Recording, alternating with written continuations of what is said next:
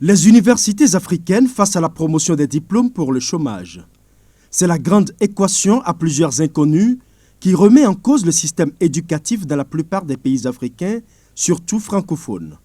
C'est une préoccupation majeure des parents, des jeunes et des pouvoirs publics aujourd'hui.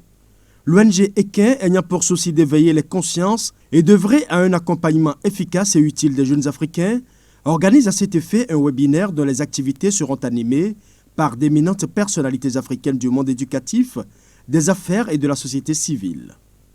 En effet, au lendemain des indépendances, les bourses d'État dans l'Hexagone pour former les premiers cadres africains et les programmes calqués sur un apprentissage à la bureaucratie ont tracé le chemin d'un système éducatif essentiellement orienté vers la fonction publique. Mais très tôt, ce système a montré ses limites. Les nouveaux diplômés ont de plus en plus de mal à s'insérer dans la vie professionnelle. Pourquoi nos enfants sont obligés de souffrir en Afrique, de pourrir dans les rues de nos quartiers, alors qu'ils sont premiers de leur classe? Le système éducatif qui a été mis en place, c'est pour servir le colon, c'est pour servir les églises. Il n'y a que ça. Maintenant, on n'a pas changé le modèle.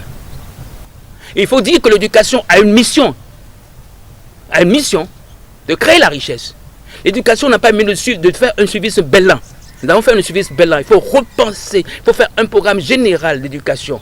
Nos universités, nos écoles sont des usines à former que des chômeurs et des perroquets. Des gens qui savent réciter les choses, surtout dans la partie francophone.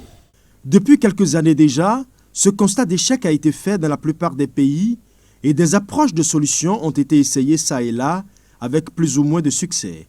De manière générale, les retouches apportées au système éducatif depuis 20 ans n'ont pas donné les résultats espérés.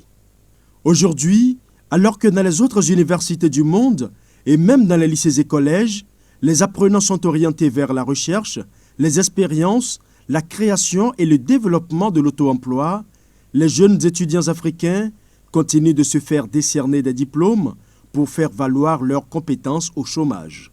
À 22 ans, il aurait fini, il va faire des spécialités qui lui serviront à rien parce qu'il n'aura même pas de boulot derrière. En forme de chômage, pour servir à quoi? Mais réfléchissons, donnons l'éducation, l'éducation doit être efficace, avec un plan. Dans les pays où le SMIC est à moins de 50 000 francs CFA, la scolarité dans les universités privées est au-delà de 400 000 francs CFA. Les parents tentent désespérément de trouver une place à leurs enfants malgré l'effectif déjà pléthorique. Et même si les universités privées absorbent une partie des bacheliers, le constat reste le même à la fin de la formation. L'emploi n'existe pas car les cadres formés ne sont pas en phase avec l'offre sur le marché de l'emploi. Si vous voyez les artisans, ils gagnent de l'argent plus que le fonctionnaire. Qu'est-ce qui se passe? Le maçon, il a déjà fini sa maison avant que vous. Tous les gens, ils ont fait. Les grandes maisons à Cotonou, c'est eux qui l'ont construit. La question fondamentale, est-ce que l'éducation est efficace et efficiente? Question fondamentale. Il faut reformater le disque dur, reformer les programmes pour savoir tel environnement, voyez ce qu'il nous faut. Et je préfère même du temps de la Révolution 1 que je critique, mais il y a des partis qui ont dit, mais l'école nouvelle doit être une unité de production. Les jeunes continuent d'être des dommages collatéraux d'un système du tout plus adapté aux réalités. Les différents acteurs de la société civile et les pouvoirs publics devraient reconsidérer cette situation dont l'urgence n'est plus à démontrer. Tout sur les limites du système éducatif africain et les approches de solutions.